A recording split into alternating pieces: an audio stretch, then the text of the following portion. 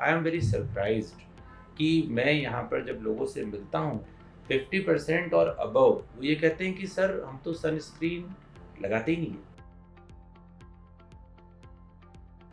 Hello Udaipurites, welcome to the another video of Udaipur blog with Earth Skin and Fitness. Today we have Dr. Alvinder Singh with us who is the director of Earth Group of Companies. So आज हम skin ageing और skin rejuvenation के बारे में बात करेंगे. So sir क्या बता सकते हैं कि ये दोनों टर्म्स कैसे इंटर रिलेटेड है?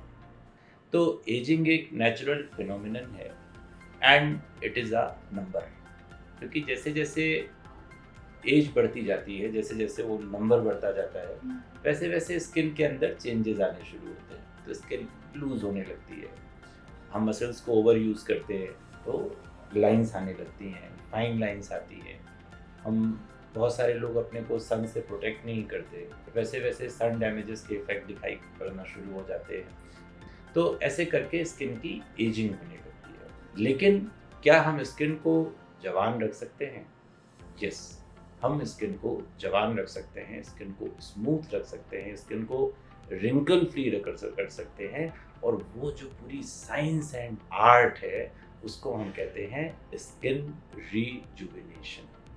ओके सर, जो लेडीज़ होती है वो काफ़ी कॉन्शियस होती है उनकी स्किन के बारे में, उन्हें पता भी नहीं चलता कि उनकी स्किन एज करने लगी है। तो क्या क्या कॉजेज़ होते हैं और क्या क्या साइंस होते हैं स्किन एजिंग के? अब आप ऐसा जेंडर स्पेसिफिक मत हो, मेल्स बेचारे भी अब आजकल बड़े हो गए हैं और हमारे पास बड़े सारे मेल भी आते हैं। तो मेल और फीमेल दोनों की जो स्किन है, जो एजिंग है, थोड़ा सा साइंस समझ लेते हैं। तो स्किन के अंदर बड़े सारे एलिमेंट्स होते हैं, there is a tug of war हमेशा चल रही है, लेकिन ऐसे बड़े सारे एंजाइम्स हैं, बड़े सारी चीज़ें हैं जो हमारी स्किन को डेली एज करती हैं। तो उस एजिंग के प्रोसेस को और ज़्यादा बढ़ा देते हैं। आई एम वेरी सरप्राइज्ड कि मैं यहाँ पर जब लोगों से मिलता हूँ 50% और अबव वो ये कहते हैं कि सर हम तो सनस्क्रीन लगाते ही नहीं है। It is the crime, it's a crime with your skin. और उसकी वजह से एजिंग जो है बहुत तेज़ी से होती है। और जो हमारा डाइट फैक्टर्स हैं, हमारा स्लीप पैटर्न है, हमारा स्ट्रेस लेवल है, ये सारे फैक्टर्स डिसाइड करते हैं कि स्किन पर एज कैसी दिखाई पड़ेगी। सर आप बता सकते हैं कि इस पूरे प्रोसेस का क्या प्रोसीजर है और क्या इसकी साइड इफ़ेक्ट्स है? तो प्रोसीजर क्या था कि जैसा मैंने कहा कि जब हम एज करते जाते हैं तो हमारा कोलेजन कम होता जाता है। तो जब कोलेजन कम होता जा रहा है तो हम क्या करेंगे, कोलेजन इंडक्शन थेरेपी दे देंगे। तो overall term is CIT, collagen induction therapy. अब इसको करने के बड़े सारे तरीके हैं। तो अपनी सनस्क्रीन रेगुलर लगाइए, मॉइस्चराइजर्स रेगुलर लगाइए, और एक कोई सी भी अच्छी सी anti ageing cream, vitamin C, retinol, जो भी आपको सूट करता हो वो रात में लगा लीजिए, जो हम सबको इनवेरिएबली फॉलो करना ही चाहिए।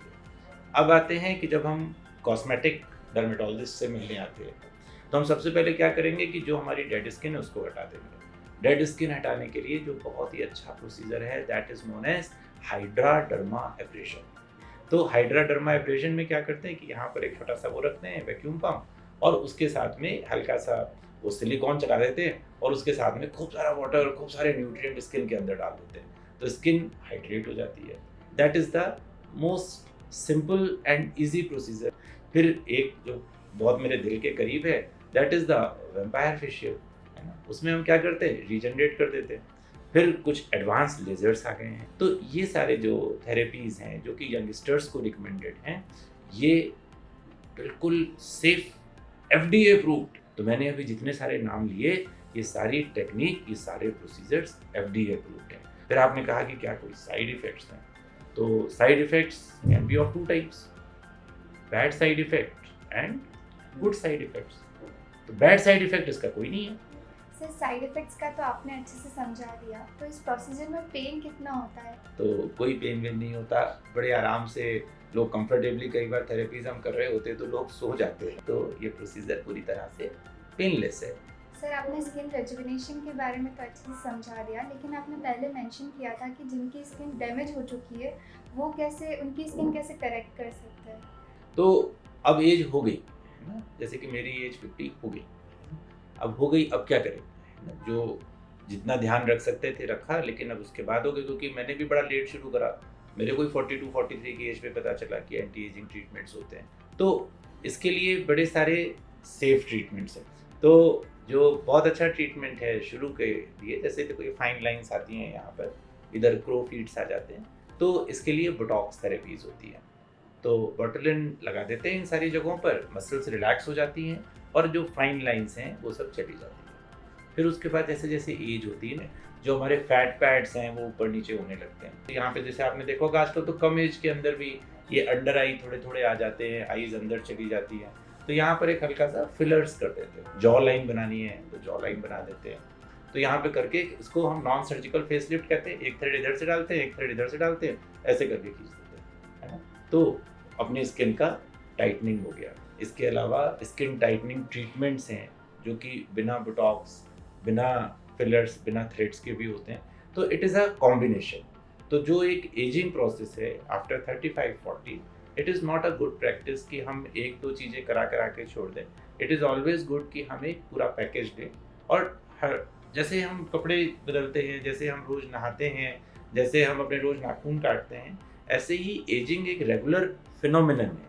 तो हमें anti ageing and skin corrective therapies साथ के साथ में लेती रहनी चाहिए, जो कि महीने, 2 महीने, 3 महीने की फ्रीक्वेंसी में आते रहेंगे।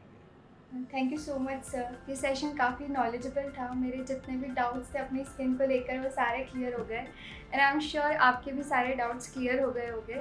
अगर कोई डाउट अभी भी है तो आप आ सकते हैं Earth skin and fitness and sir से मिल सकते हैं। आई एम श्योर वो काफ़ी बेनिफिशियल होगा।